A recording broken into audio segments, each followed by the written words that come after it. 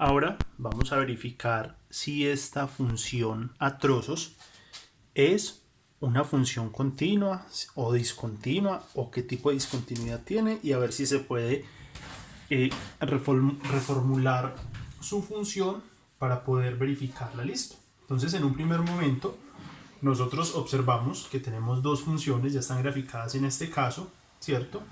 Entonces me están diciendo que el punto crítico, ¿cierto? O el punto donde podría suceder algo determinado es en el punto 2, ¿cierto? Por eso me están diciendo que para x menores o iguales a 2 tenemos esta función y para x mayores a 2 tenemos esta otra función que pues realmente son dos funciones lineales que ya están graficadas acá.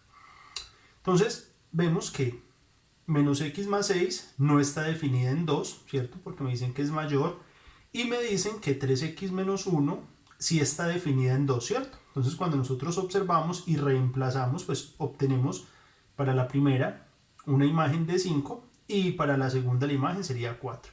Entonces ya vamos a concluir qué sucede con ello. Entonces, si nosotros estamos evaluando la continuidad de las funciones, recordemos pues que lo primero que debemos hacer es evaluar, ¿cierto? El f de a, ¿cierto? El f de a, que en este caso, pues vamos a evaluar el f de 2. F de 2, ¿en cuál de las dos funciones la debo evaluar? Pues miremos que esta función me dice que es para x mayores a 2, o sea que esta función no está incluyendo el 2, ¿sí? Mientras que aquí me dicen que 3x menos 1 es para x menores o iguales a 2. La función que está incluyendo el 2 es esta, por el simple hecho de que esta sea menor o igual. Supongamos que aquí me estuvieran diciendo que esta es para x menores a 2 y que esta es para x mayores o iguales a 2. En ese caso que estoy planteando tendríamos que utilizar esa, ¿listo? Pero entonces, como el valor o la función que está incluyendo el 2 es la primera, es ahí donde yo tengo que calcular el f de 2, que es lo primero que debemos nosotros hacer para evaluar si la función es continua, discontinua o qué tipo de discontinuidad tiene, ¿cierto? Entonces decimos que es en 3 x menos 1, entonces ¿quién es f de 2? Que es el punto crítico donde nosotros lo estamos analizando. Entonces va a ser 3 por 2 menos 1 y obtenemos como resultado pues 3 por 2, 6, menos 1, 5. Entonces hasta acá pues nosotros no podemos decir nada, simplemente decimos que f de a existe, ¿cierto? F de a existe y es 5.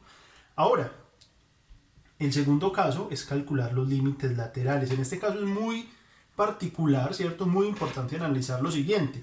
Miren lo que tenemos. Si nosotros analizamos límites por la izquierda de 2, ¿cierto? Por la izquierda, un valor menor a 2 es un valor que está por la izquierda. Y un valor que es mayor a 2 es un valor que está por la derecha. Entonces miremos que en este caso son dos funciones diferentes. Si yo quiero calcular cuando x tiende a 2 por la izquierda, los valores de x por la izquierda van a ser estos de acá. Mire que para menores o iguales a 2, el 2.0001 no está definido en esta función, ¿cierto? Va solamente hasta el 2 y menores iguales a 2. Por lo tanto, en este caso voy a definir 3x menos 1. ¿Y ahora qué pasa si nosotros tomamos la función, el límite cuando x tiende a 2, pero por la derecha? Entonces acá miramos, en este caso los valores mayores a 2, ¿cierto? O sea, valores por la derecha no van a estar definidos acá, sino que van a estar definidos en la segunda función, que es donde me están diciendo que los valores de x mayores a 2, ¿cierto? Entonces tomamos el menos x más 6. Repito, en estos casos ya no tenemos nosotros que reemplazar valores muy próximos, simplemente ya en este caso particular podemos simplemente evaluar el límite. Entonces acá obtenemos 3 que multiplica 2 menos 1, 3 por 2 es 6, menos 1 va a ser 5. Listo. Y en este caso, pues menos 2 más 6 va a ser igual a 4. Entonces, ojo con esto, ojo con lo siguiente. Entre estos dos que son los límites, ¿cierto? Entonces vemos que los límites cuando x tiende a A, ¿cierto? Que en este caso es A2, son límites divergentes, o sea, el límite por la izquierda tiende a 5 y el límite por la derecha tiende a 4. Y miremos que es verdad. ¿Qué pasa cuando yo me acerco a esta función por la derecha 2? Miremos, yo me acerco a esta función, yo me acerco a esta función, yo me acerco a esta función. Cuando me acerco por la izquierda, ¿cierto? El límite, pues, ¿a qué valor va a tender? El valor tiende a 5. Si yo me acerco por la izquierda, ¿cierto? Yo me acerco por este lado. ¿Qué voy a obtener? Miremos que voy a obtener es un 4. Entonces, yo me acerco por un lado, la función tiende a un número. Me acerco por el otro, la función tiende a otro número. Los límites existen, claro que sí, pero son límites divergentes. Entonces, recordemos que para poder que los límites laterales existan, pues efectivamente ese límite debe ser convergente, o sea, que tiendan al mismo valor numérico. En este caso, la conclusión, ¿cierto? La conclusión, ¿cuál es? Es la siguiente. Este tipo de límites se llama discontinuidad. Este tipo de discontinuidad se llama de salto finito, ¿cierto? Discontinuidad de salto finito.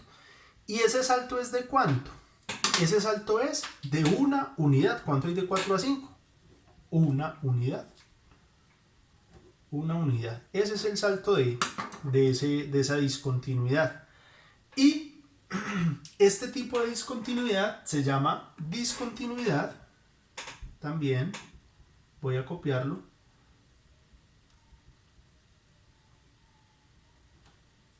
Inevitable de salto finito. O sea, parece muy simple, ¿cierto? Pero si los dos límites no son convergentes, yo no puedo redefinir la función original para que esa función sea continua, como en los casos anteriores que hemos visto. Entonces, parece sencillo, sí, parece muy sencillo, pero realmente no puedo definir o redefinir esta función, simplemente concluimos.